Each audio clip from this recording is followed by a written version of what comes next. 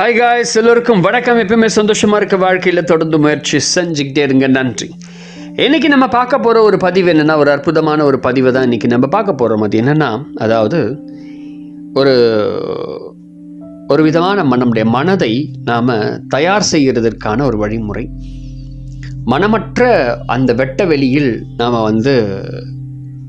இருக்கிறதுக்கான ஒரு பழக்கத்தை ஏற்படுத்துறதுக்கான ஒரு முறை, ஒரு ஹேபிட். இது நம்முடைய மனதை சமநிலைக்கு கொண்டு வரதுக்கான வழிமுறை. இது நம்முடைய ஸ்பிரிச்சுவல் லைஃப்பில் இன்னும் நிறைய விஷயங்கள் நம்ம இன்னும் நிறைய விஷயங்களை புரிஞ்சுக்கலாம், தெரிஞ்சுக்கலாம்.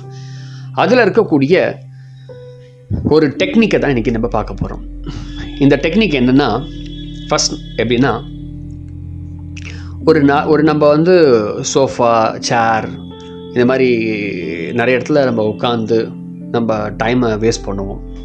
ஸோ அந்த மாதிரி நேரம் நமக்கு எப்பெல்லாம் கிடைக்குதோ அந்த மாதிரி நேரத்தில் நாம் மனமற்ற நிலைக்கு சடனாக போகிறதுக்கான ஒரு டெக்னிக்கை நான் இப்போ கொடுக்க போகிறேன். என்ன டெக்னிக் அப்படின்னா, நாற்காலியில் ஒன்று சாஞ்சிக்கலாம். அப்படின்னா படுக்கையில் படுத்திருக்கும் பொழுது ஒரே விஷயந்தான், நம்முடைய உடல் நம்மளையே எடை ரொம்ப கம்மியாக இருக்கிற மாதிரி மனசை பாவிச்சு பழகணும். அப்போ மனசுடைய கணம் என்ன ஆகும்னா, மனசுடைய கணம் தான் உடலுடைய கணம். உடலுடைய கணத்தை இழக்க மனதினுடைய கணத்தை நம்ம இழக்க நமக்கு நேரிடும். ஸோ ஃபஸ்ட்டு நம்ம ஒரு இடத்துல உட்காரும் போது வெயிட்லெஸ்ஸாக இருக்கிற மாதிரியே ஃபீல் பண்ணோம். அப்படின்னா நான் வெயிட்லெஸ்ஸாக இருக்கேன் அப்படின்னு மைண்டை நம்ம ஜஸ்ட்டு செல்ஃப் ஹிப்னோசிஸ் மாதிரியே அப்படியே அமைதியாக சொல்லிகிட்டே இருந்தோம் மனசுக்குள்ளவே.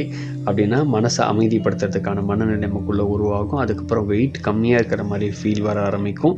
அதை பாவிச்சு பழக நம்முடைய மனம் என்ன ஆகும் அப்படின்னா, கொஞ்சம் கொஞ்சமாக உடல் அப்படியே அந்த கணத்தை அப்படியே இழக்க நேரிடும். அப்படி அதை இழக்க நேரிடுச்சு அப்படின்னா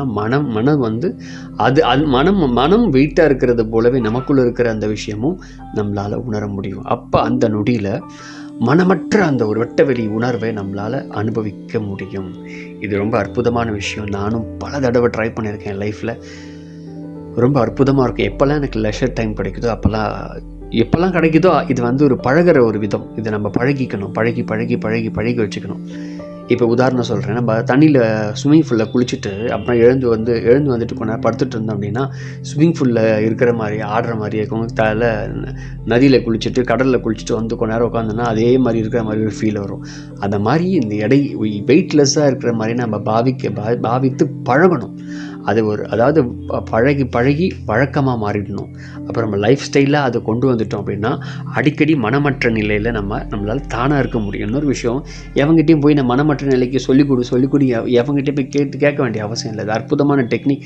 மறக்காமல் யூஸ் பண்ணி பாருங்கள். இது மாதிரி நிறைய டெக்னிக்ஸ் இப்போ வரப்போகுது.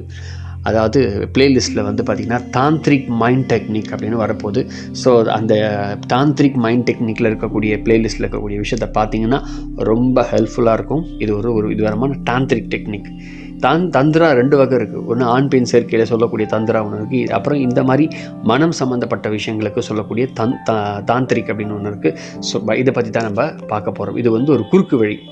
மனசை ரொம்ப ஈஸியாக கொண்டு போய் நம்ம ஈஸியாக அதை கட்டுப்படுறதுக்கான ஒரு குறுக்கு வழி. நம்ம தந்திரத்தை பயன்படுத்துகிறோம், வேறு ஒன்றும் இல்லை.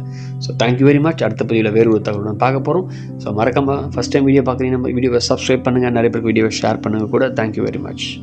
மறக்காமல் வெயிட்லெஸ்ஸாக ஃபீல் பண்ணுங்கள். மனமற்ற நிலையை உணருங்கள்.